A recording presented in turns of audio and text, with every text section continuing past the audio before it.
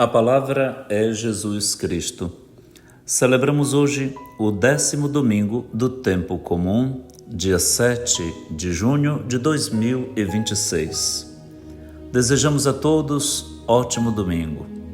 Estamos no mês de junho e, portanto, é o primeiro domingo deste mês tão bonito que nos mergulha em tradições culturais que caracterizam a nossa gente e o nosso povo, particularmente na Amazônia e nesta parte do país, no norte e nordeste, onde os santos do calendário católico, Santo Antônio, São João, São Pedro, dão uma trilogia de mensagem de esperança, alegria e fidelidade no seguimento de Jesus Cristo a todo o nosso povo.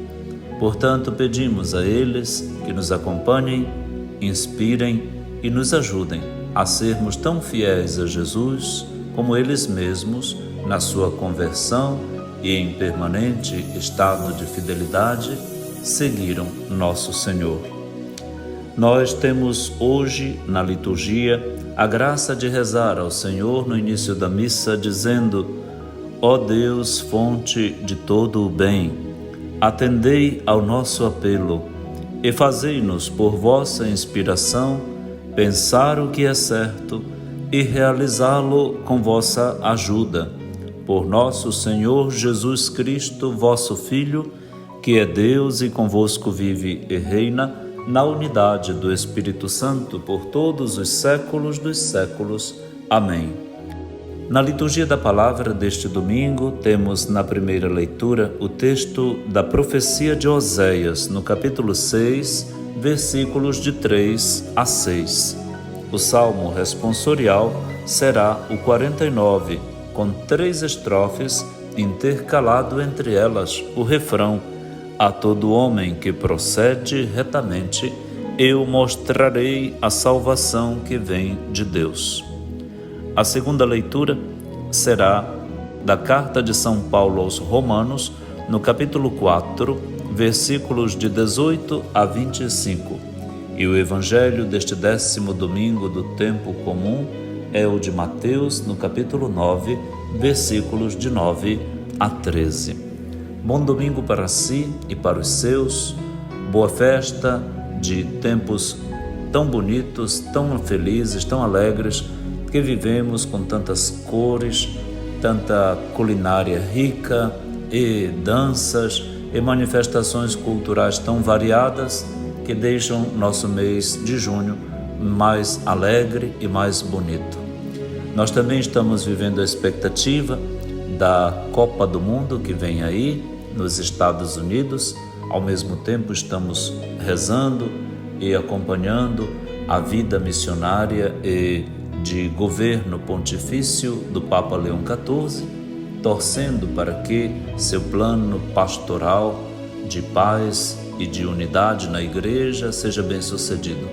Nesses dias ele se prepara para ir à Espanha, como também está investindo tudo para que as nações em guerra cessem os disparos contra as pessoas e as instituições, adquiram e retomem os diálogos diplomáticos que garantem as condições de paz, que tudo se resolva de uma forma humana e satisfatória para todos, para que cessem as mortes, as violações dos direitos internacionais e tenhamos tempo de paz e de bênçãos.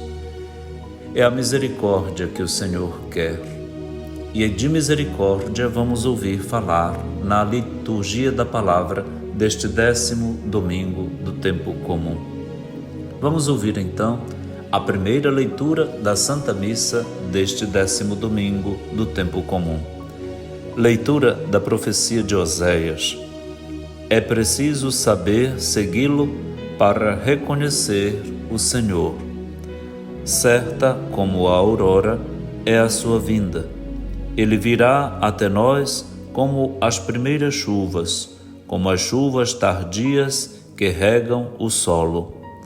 Como vou tratar-te, Efraim? Como vou tratar-te, Judá? O vosso amor é como nuvem pela manhã, como orvalho que cedo se desfaz. Eu os desbastei por meio dos profetas, arrasei-os com as palavras de minha boca. Como luz, expandem-se meus juízos. Quero amor e não sacrifícios, conhecimento de Deus mais do que holocaustos. Palavra do Senhor, graças a Deus. Nós estamos ouvindo o profeta Oséias e muito conhecida é a sua profecia porque ele se situa num período em que o povo de Israel está vivendo uma situação bastante desconfortável. Ele é famoso por sua mensagem sobre o amor incondicional. Viveu no século VIII a.C. e seu casamento com Gomer, uma mulher infiel, foi usado por Deus como uma ilustração viva da relação entre ele e a nação de Israel.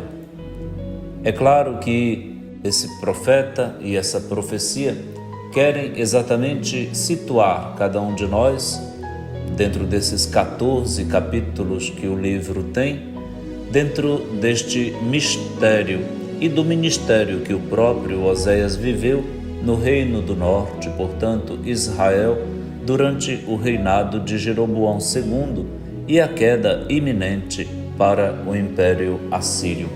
Estamos então no período desta primeira deportação do povo de Israel para a Assíria.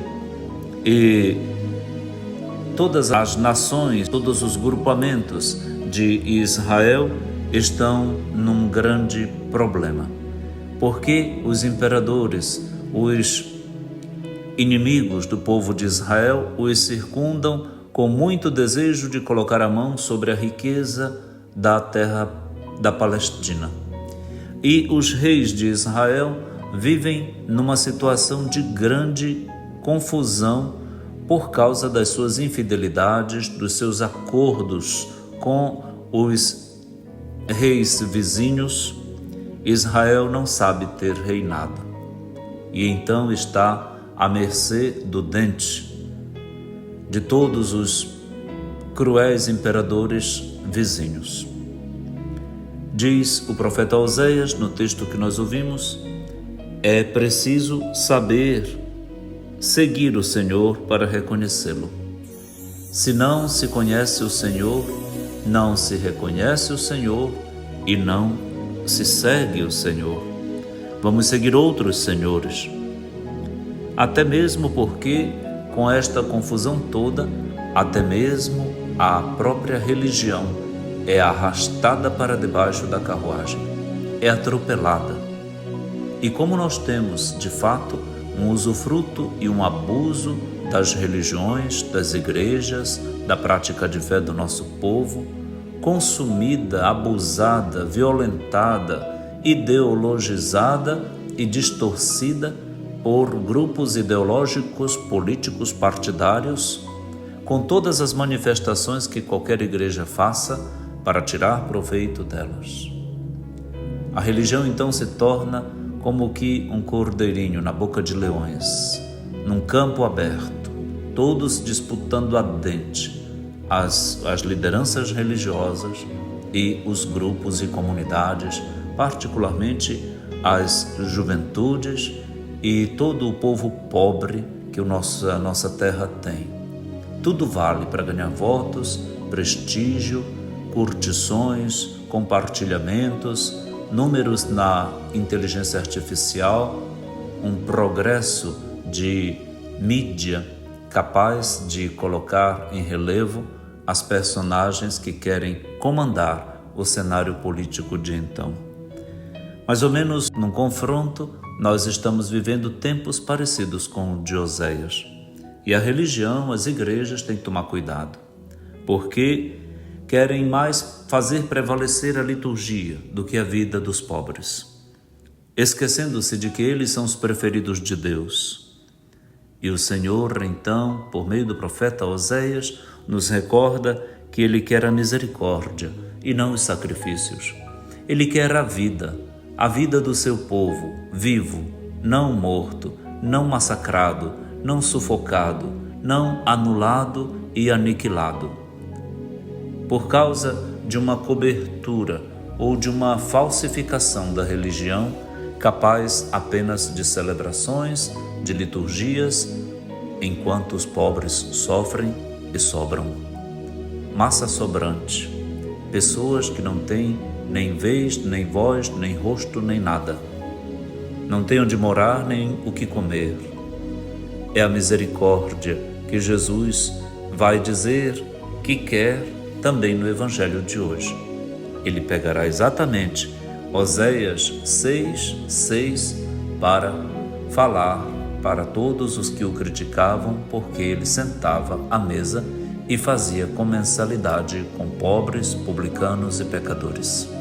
O nosso Deus não tem vergonha e não tem nojo de pobre. Em Jesus, Deus se aproximou dos pecadores e daqueles sem nada na vida.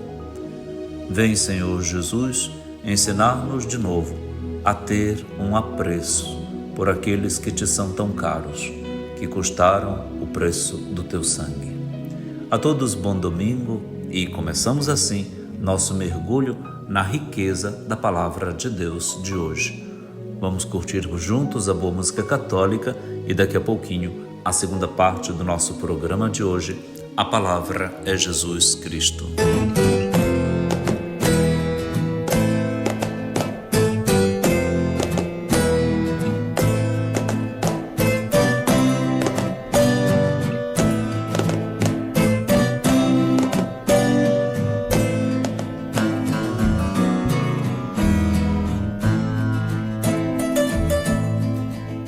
Se ouvires a voz do vento chamando sem cessar, se ouvires a voz do tempo mandando esperar, a decisão é tua, a decisão é tua. São muitos os convidados, são muitos os convidados, quase ninguém tem tempo, quase ninguém tem tempo. Se ouvires a voz de Deus chamando sem cessar, se ouvires a voz do mundo querendo te enganar, a decisão é tua, a decisão é tua. São muitos os convidados, são muitos os convidados, quase ninguém tem tempo, quase ninguém tem tempo.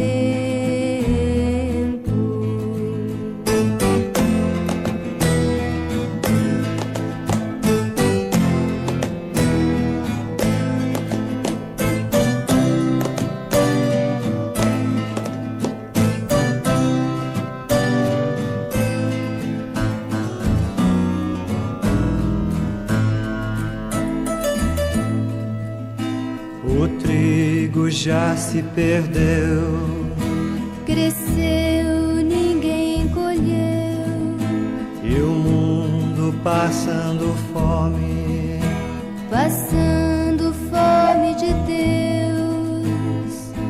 a decisão é tua, A decisão é tua.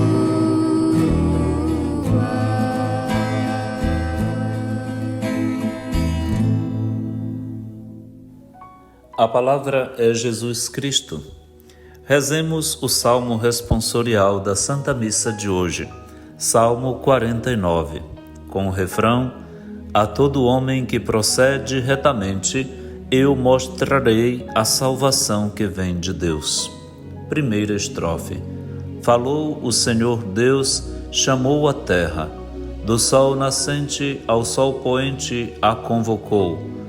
Eu não venho censurar teus sacrifícios, pois sempre estão perante mim teus holocaustos.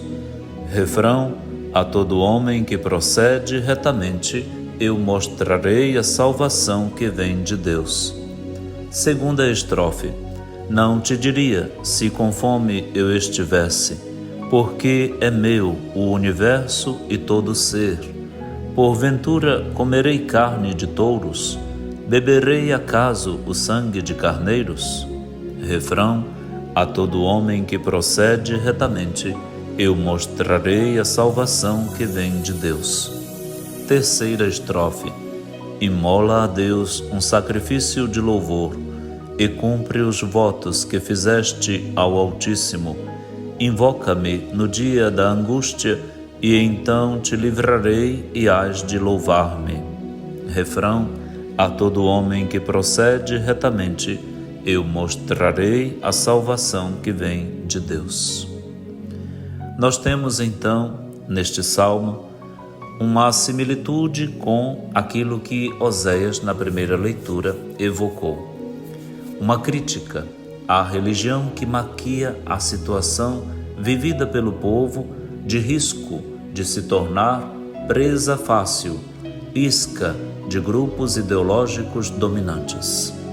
Nosso Senhor não quer censurar sacrifícios, liturgias, não quer desprezar o que lhe é oferecido como mistério de fé. É preciso manter um grande respeito pela liturgia, disse o Papa Leão XIV na sua catequese da semana passada, e convocou a todos, não somente os padres, mas também os leigos, as religiosas e religiosos, os bispos, a igreja inteira, a ter, para com as regras litúrgicas, as rubricas do missal romano, a introdução geral do missal romano e todos os ordos dos sacramentos, das celebrações, dos sacramentais, o digno respeito, porque a liturgia não é nossa. A liturgia é um serviço de louvor ao Senhor e é patrimônio da Igreja, que estava antes de a gente chegar a esta terra e continuará depois que dela cada um de nós sair. Nós temos que ter um respeito reverente pela liturgia. A celebração é tanto mais evangelizadora, quanto mais ela traduz e expressa o mistério do Senhor, e não o projetismo da pessoa que o preside, que celebra o mistério de Cristo.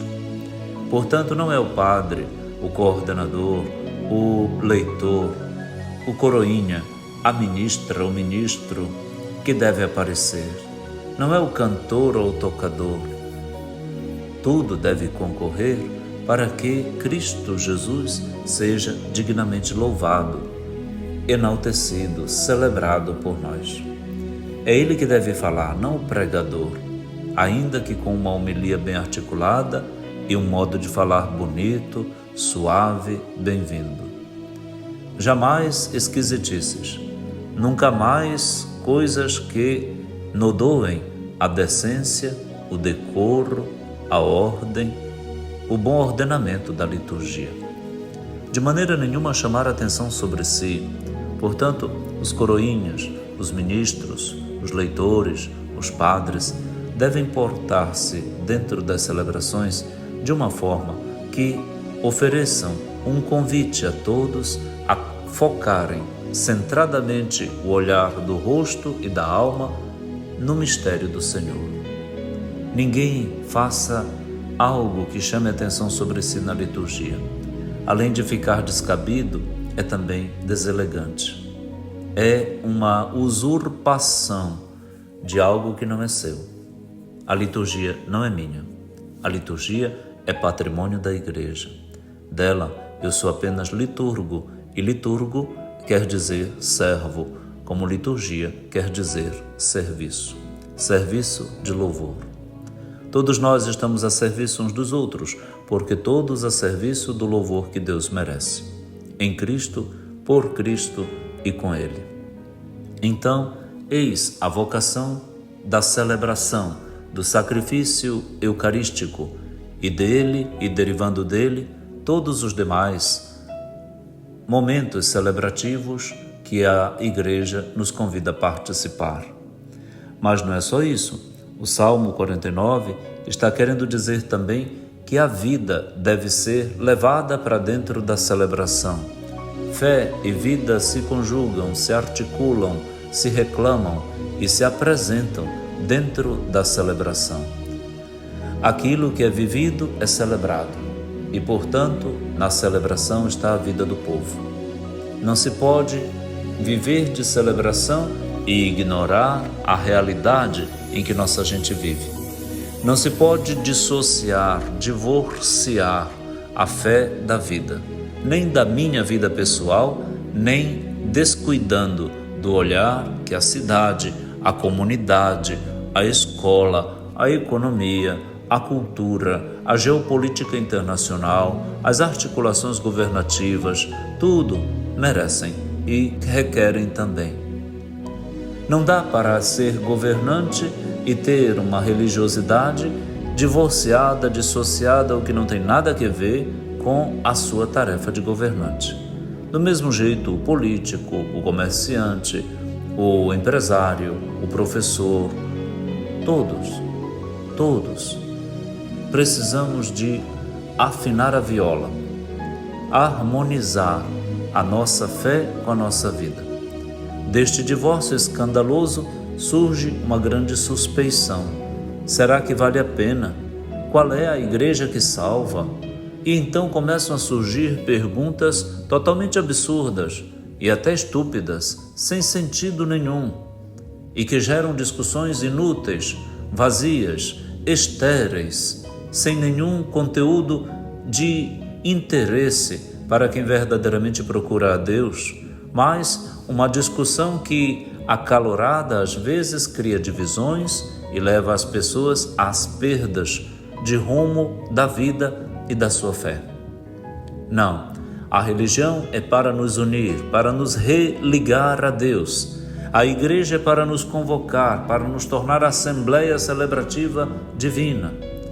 A nossa comunidade era para nos fazer membros de uma comunhão harmoniosa, inclusive superadora das nossas tantas diferenças, mas harmonizadora e integradora de todas estas diferenças. Nós estamos sentindo falta deste carisma de unidade nas nossas igrejas e religiões. Que coisa mais triste que as guerras nasçam exatamente com viés religioso, que os grandes problemas comecem neste pequeno córrego onde passa a água suja da violência, do desrespeito, da suspeição, da corrupção, do desvio, enfim. Precisamos purificar nossas igrejas, comunidades e nossa própria prática de fé. O Senhor quer o sacrifício e quer o louvor, e quer isso tudo trazendo consigo o sentido da vida, do sofrimento, da esperança, do compromisso, da superação, da obra de melhoramento do mundo que Ele espera de nós. O Senhor está conosco, Ele está no meio de nós. Jamais esqueçamos disso. Que o Senhor Jesus, por meio do Salmo 49 que rezamos hoje, entre a primeira e a segunda leitura, nos ajude a compreender a grandeza da harmonia de nossa fé com a nossa vida. A todos bom domingo. Vamos ouvir a boa música católica agora e daqui a pouquinho a terceira parte do nosso programa de hoje. A palavra é Jesus Cristo.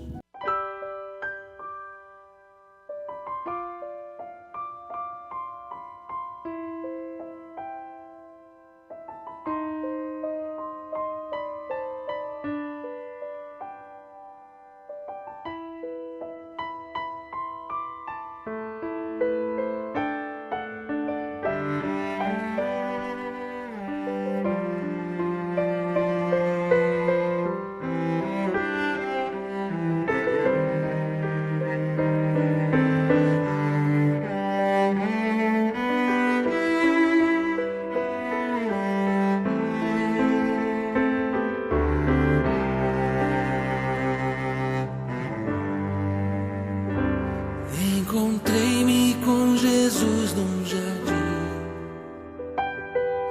Nunca vi nada tão lindo assim. Minhas dores entreguei em suas mãos, e Jesus foi falando pra mim das feridas que eu recebi. Não saíram sangue nem dor. Foi por isso que o mal eu venci, porque delas só saía amor. Foi sempre o meu amor.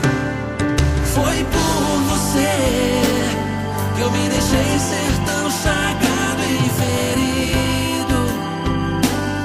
Por isso sinta-se amado e querido, pois é meu amor que cura a sua dor. Foi por você que na cruz meu sangue foi derramado. Por isso sinta-se querido e amado, pois é meu amor que cura a sua dor, que cura a sua dor.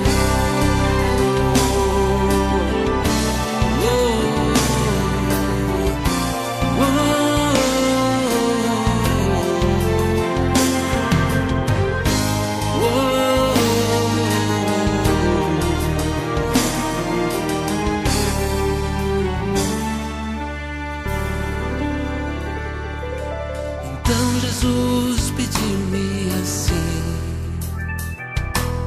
que as mágoas estivessem em mim, que delas não saíssem mais dor, e de hoje em diante só saísse amor. Que seja sempre assim. Foi por você que eu me deixei ser tão chagado e ferido. Por isso sinta-se amado e querido, pois é o meu amor que cura a sua dor. Foi por você que na cruz meu sangue foi derramado. Por isso sinta-se querido e amado, pois é o meu amor que cura a sua dor, que cura a sua dor.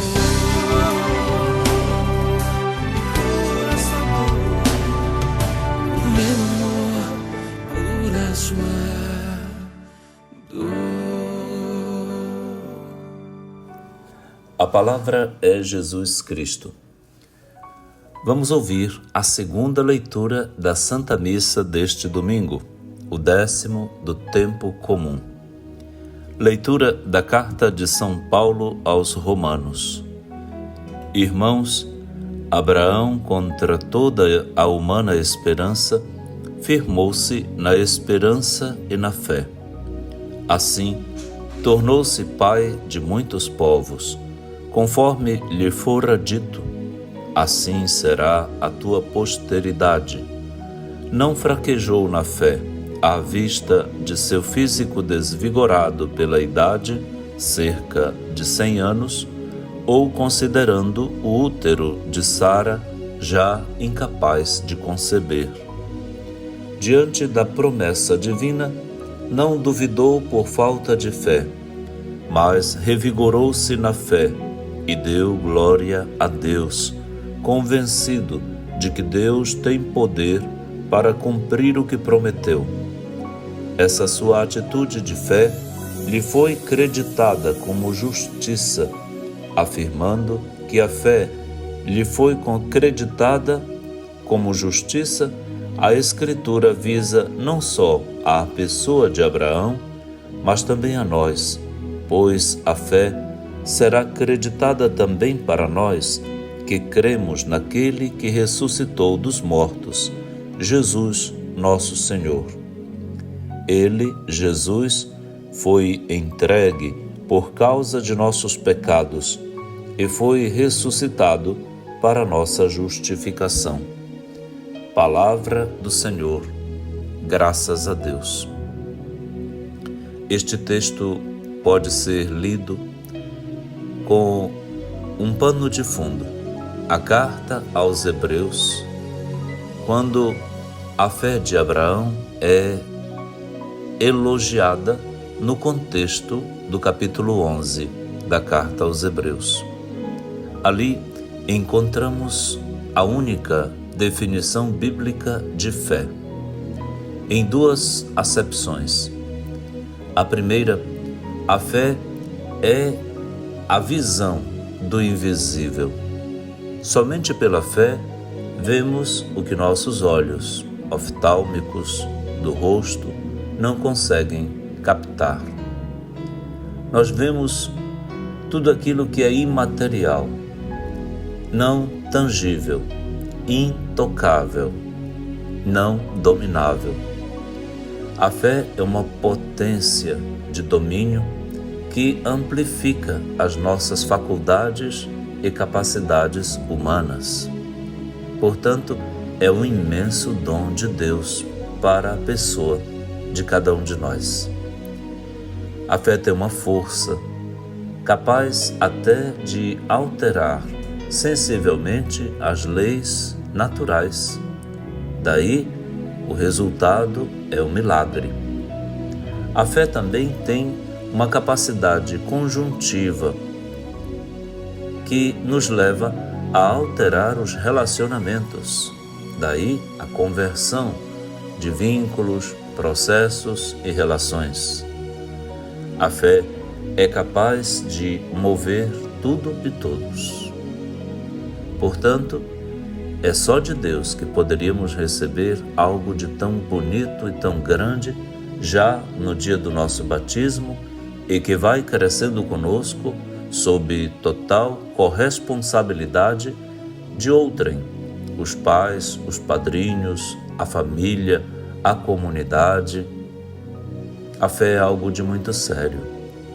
Portanto, é patrimônio da Igreja e, portanto, também herdade da Sagrada Escritura, da história da salvação, dos nossos ancestrais que nos transmitiram sua fé por tradição. A fé é uma grande responsabilidade que Deus coloca em nossas mãos e em nossa existência. A nossa existência é marcada, sim, também pela fé. Nós agradecemos a Nosso Senhor, então, quando pensamos nisso. E o texto da carta de Paulo nos coloca, nos situa na perspectiva abraâmica, a fé abraâmica, o nosso patriarca na fé, que, com Sara, não tinham condições humanas para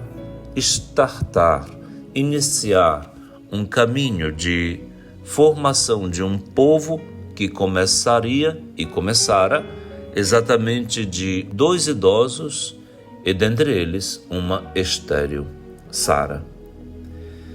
O desvigoramento humano que parece levar a pessoa ao fracasso não constitui um ponto determinante para Deus, porque é o próprio Deus quem dota de vigor a pessoa humana através da fé.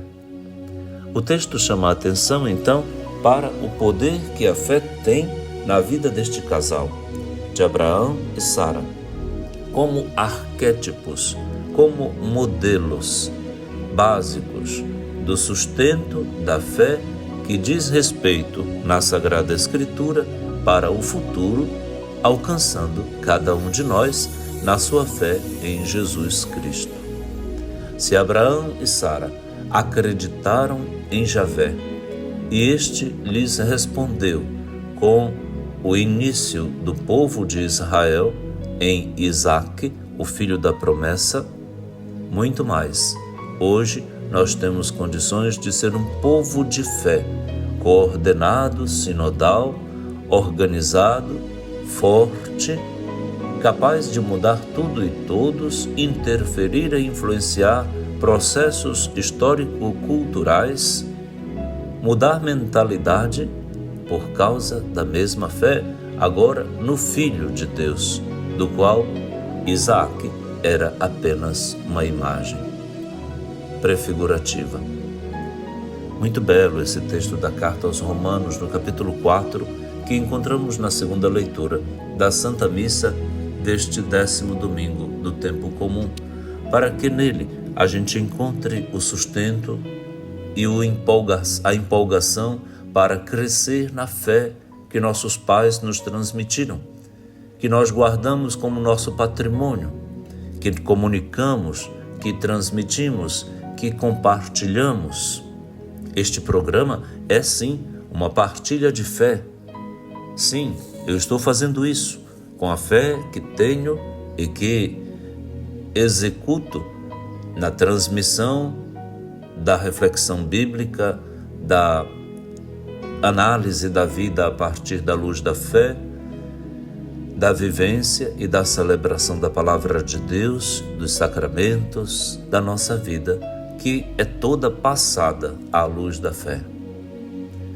Louvemos a Nosso Senhor pelo dom deste texto maravilhoso, ouvido, meditado, assimilado hoje, e supliquemos a sua bondade e misericórdia para que cresçamos sempre mais e progridamos no conhecimento de Jesus Cristo e na fé nele.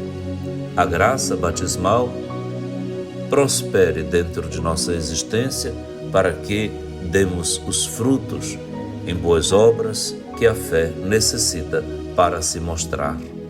A fé sem obras é também inócua. Não existe. A fé se manifesta através das obras boas que cada um de nós em sua vida vai fazendo.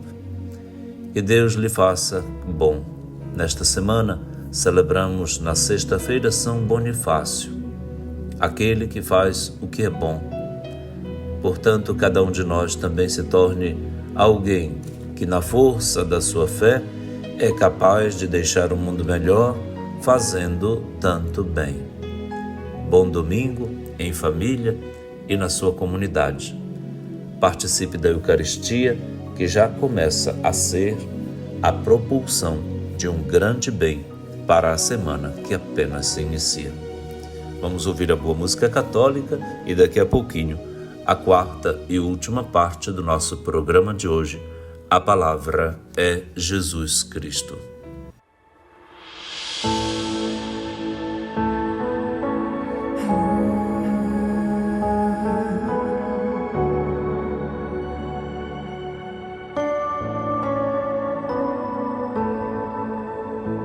Quero mergulhar nas profundezas do Espírito de Deus e descobrir suas riquezas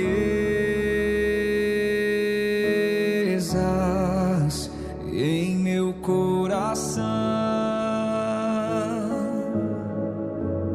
E descobrir suas riquezas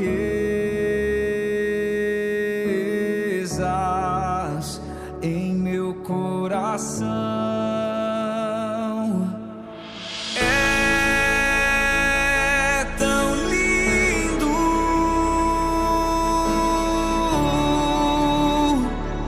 tão simples, brisa leve, tão suave, doce Espírito Santo de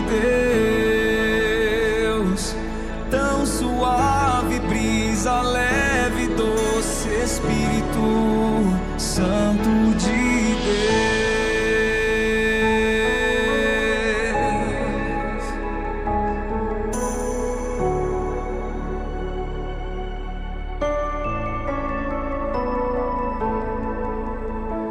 Quero mergulhar nas profundezas do Espírito de Deus e descobrir suas riquezas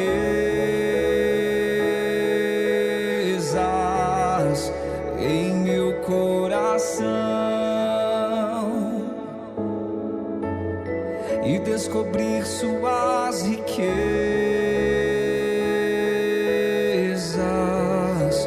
em meu coração. É tão lindo,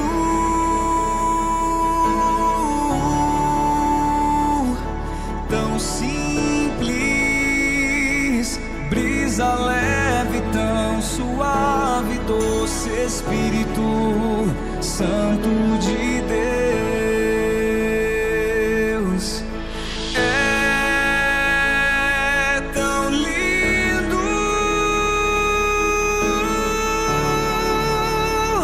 tão simples, brisa leve, tão suave, doce Espírito Santo de Deus. Tão suave, brisa leve, doce Espírito Santo de Deus.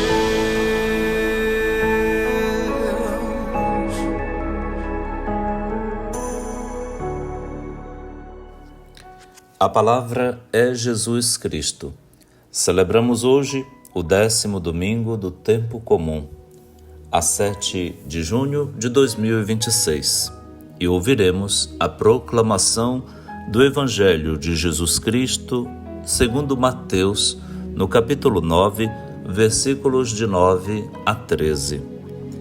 Naquele tempo, partindo dali, Jesus viu um homem chamado Mateus, sentado na coletoria de impostos, e disse-lhe: segue-me. Ele se levantou e seguiu a Jesus. Enquanto Jesus estava à mesa em casa de Mateus, vieram muitos cobradores de impostos e pecadores e sentaram-se à mesa com Jesus e seus discípulos. Alguns fariseus viram isso e perguntaram aos discípulos: por que vosso mestre come com os cobradores de impostos e pecadores? Jesus ouviu a pergunta e respondeu: aqueles que têm saúde não precisam de médico, mas sim os doentes. Aprendei, pois, o que significa: quero misericórdia e não sacrifício. De fato, eu não vim para chamar os justos, mas os pecadores. Palavra da salvação, glória a vós, Senhor. Encontramos neste trecho do Evangelho de Mateus a declaração mais breve de uma vocação na Bíblia. É o próprio autor que diz o que aconteceu no seu encontro com Jesus. Mateus, ou também chamado Levi, era um funcionário público. Trabalhava para o Império Romano na cobrança dos impostos. Tinha seu escritório, sua mesa de coleta de impostos, onde todos passavam, deixavam seu imposto, ele recolhia e prestava conta com os seus superiores. Pode acontecer que Mateus esteja ou incorra no mesmo risco do grupo que coletava impostos, que era o da sonegação, da devolução, da prestação de contas honestamente? Pode. Isso constitui um impedimento para seguir Jesus? A princípio não, porque Jesus veio para todos e sobretudo para os pecadores. Mas o que vai acontecer com Mateus vai alterar por completo a sua trajetória e a sua vida pelo seu ato de fé, que o levará a uma prática totalmente avessa a todo tipo de desvio ou de qualquer nódoa que a falta de honestidade na pessoa é capaz de produzir. Ele vai fazer um ato de fé, vai se levantar, vai seguir Jesus, apenas ouve o seu chamado: segue-me. Mateus 9,9 é a descrição mais rápida de uma vocação com um desfecho bastante sugestivo. Tendo ouvido o chamado de Jesus e organizado a sua vida para segui-lo, Mateus convida Jesus para jantar na sua casa e convida também seus amigos, e os amigos de Mateus eram amigos da sua mesma profissão. Eram considerados pecadores públicos os que cobravam os impostos por causa da fama que possuíam.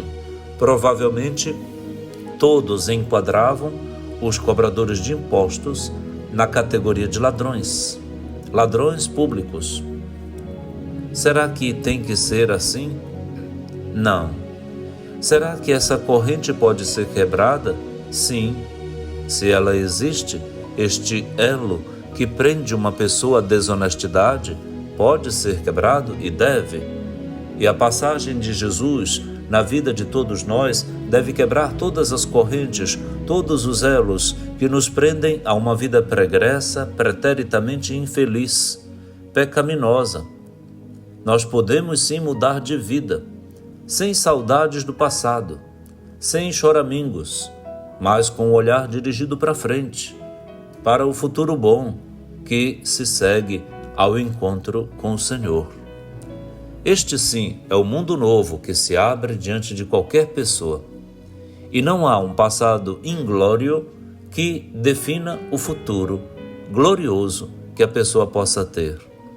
De Mateus e Levi, cobrador de impostos, hoje nós temos não somente alguém que empresta seu nome para um dos mais belos relatos da vida de Jesus, o Evangelho de Mateus, como o próprio Mateus, tornado para nós uma referência de santidade e de apóstolo do Senhor.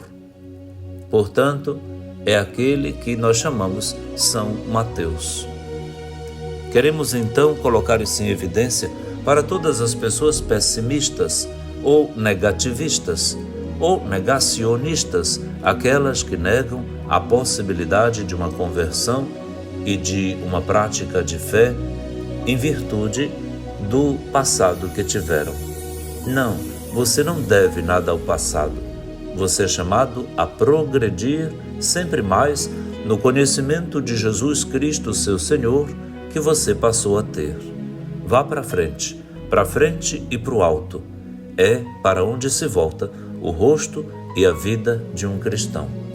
Mas como se isso não bastasse, é ali, na casa de Mateus, que Jesus ouve o insulto daqueles que se consideram sem pecados, daqueles puritanos, daquelas pessoas que estão marcadas pelo pecado da presunção. Sabe qual é o pecado da presunção?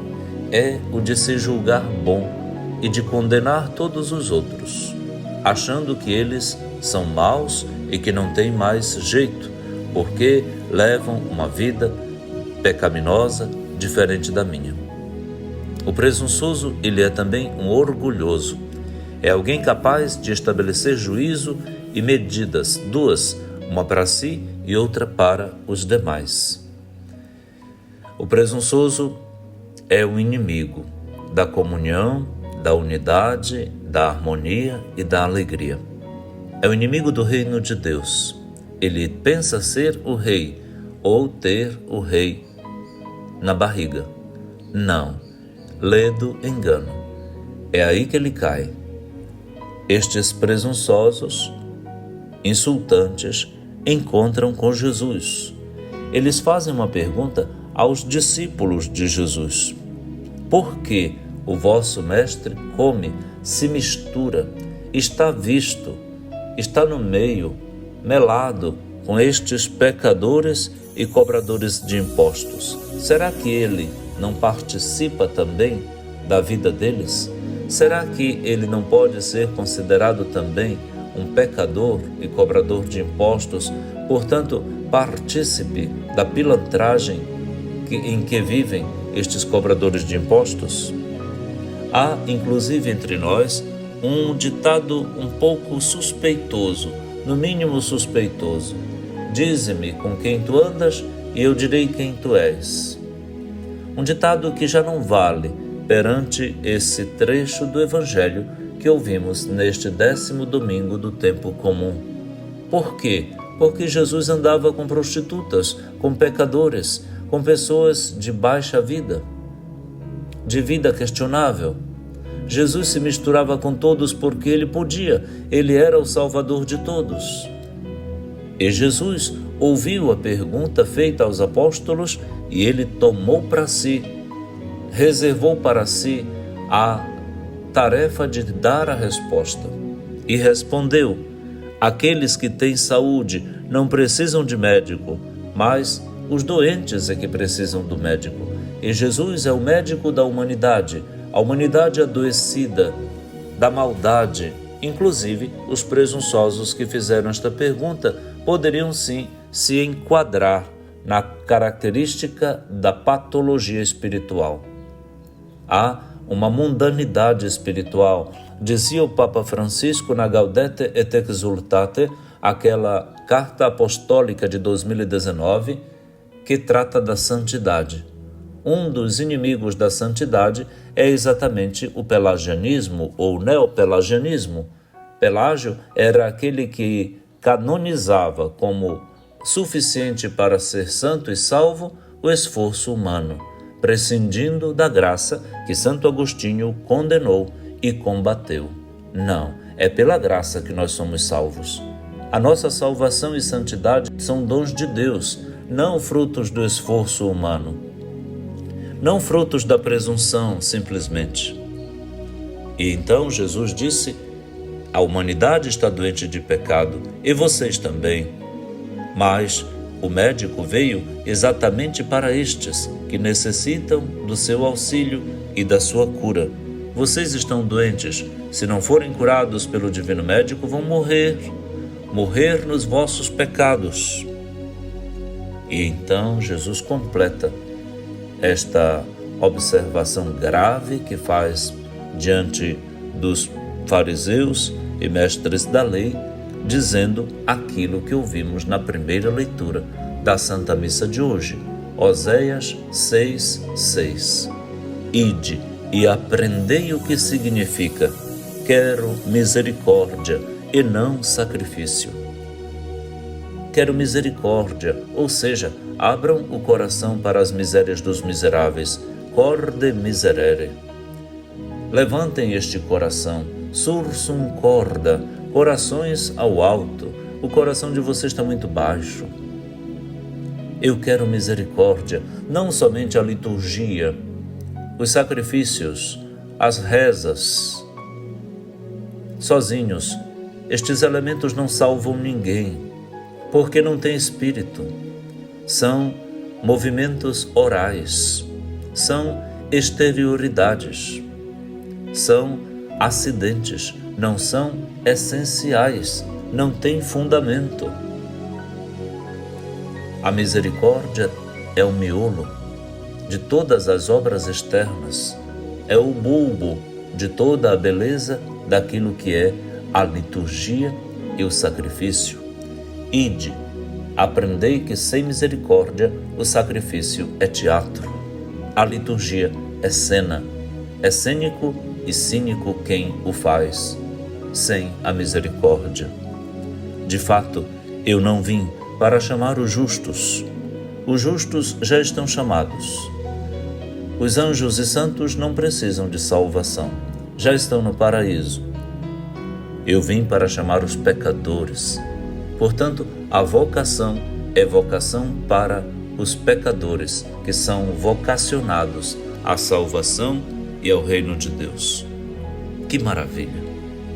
Uma aula de vocação e de conversão neste trecho tão pequeno do Evangelho de Mateus, que a liturgia nos brinda e nos presenteia neste 10º domingo do tempo comum. Tu és presunçoso? Tu és presunçosa? Tu já te achas salvo, salva por aquilo que tu fazes, que tu rezas, que tu celebras, que tu tens de aparente por fora, na tua exterioridade, nos acidentes da tua religiosidade? Ou tu és misericordioso, capaz de valorizar as coisas simples, inócuas. O clássico francês, autor da obra O Pequeno Príncipe, de Saint-Exupéry, dizia que o essencial é invisível aos olhos, e é mesmo. O essencial está na simplicidade do dia a dia, na tepidez das coisas pequenas e simples. Trata de ser pequeno e simples, e a grandeza de Deus se manifestará sobre a tua pequenez e simplicidade. E tu serás todo divino, porque Deus resolveu ser todo humano. Ele veio como médico divino no seu Filho Jesus chamar os pecadores. Chama-me, Senhor, eu sou pecador, e eu quero ouvir o teu chamado, me levantar e te seguir. A todos bom domingo, uma semana muito abençoada, de humildade e de verdade, de honestidade e de festa da Divina Misericórdia, que não cessa de banhar a nossa vida com o seu sangue regenerador e com sua graça satisfatória. Bom domingo em família e em comunidade. Ao Pai das Misericórdias, entreguemo-nos com Jesus, dizendo: Pai nosso, que estais nos céus, santificado seja o vosso nome. Venha a nós o vosso reino. Seja feita a vossa vontade, assim na terra como no céu. O pão nosso de cada dia nos dai hoje.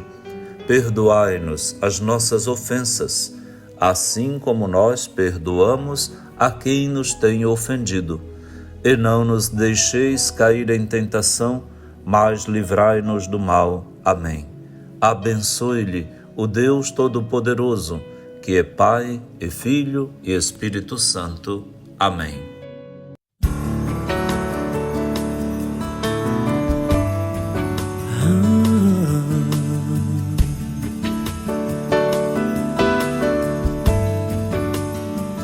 Me contaram que o Senhor ia passar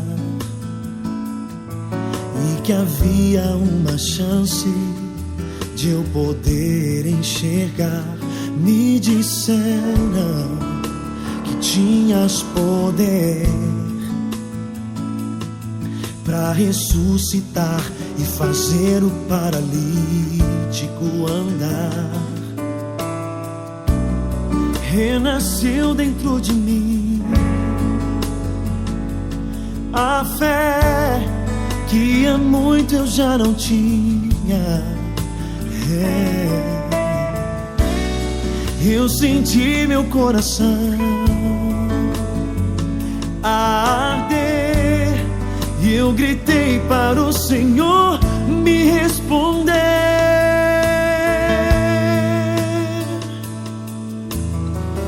Jesus, filho de Davi, me cura. És o Santo de Israel. Diante de ti a tempestade se cala. Meu Deus, honra minha fé. Jesus, filho de Davi, me cura. És o Santo de Israel. Diante de ti a tempestade se cala. Meu Deus, honra minha fé.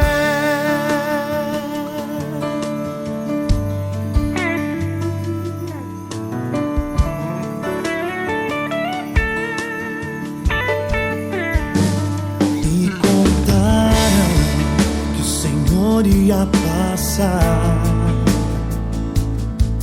e que havia uma chance de eu poder enxergar. Me disseram que tinhas poder para ressuscitar e fazer o paralítico andar. Renasceu dentro de mim a fé que há muito eu já não tinha. Eu senti meu coração arder e eu gritei para o Senhor me responder.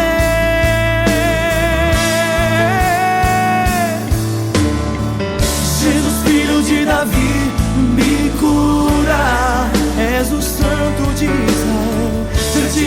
a tempestade se cala. Meu Deus, honra minha fé. Jesus, filho de Davi, me cura. És o Santo de Israel. Diante de ti a tempestade se cala. Meu Deus, honra minha fé.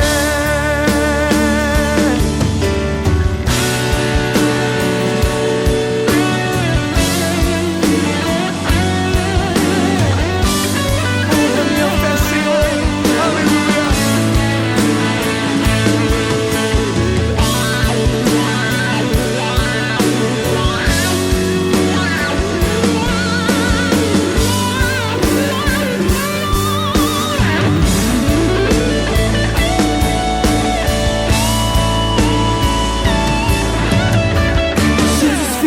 Davi, me cura. És o Santo de Israel. Diante de ti a tempestade se cala. Meu Deus, honra minha fé. Jesus, filho de Davi, me cura. És o Santo de Israel. Diante de ti a tempestade se cala. Meu Deus, honra minha fé. Eu sei o que o Senhor tem pra mim. Tuas promessas não vão deixar de se cumprir. Eu sei, teu Espírito está agindo em mim. Jesus, aleluia.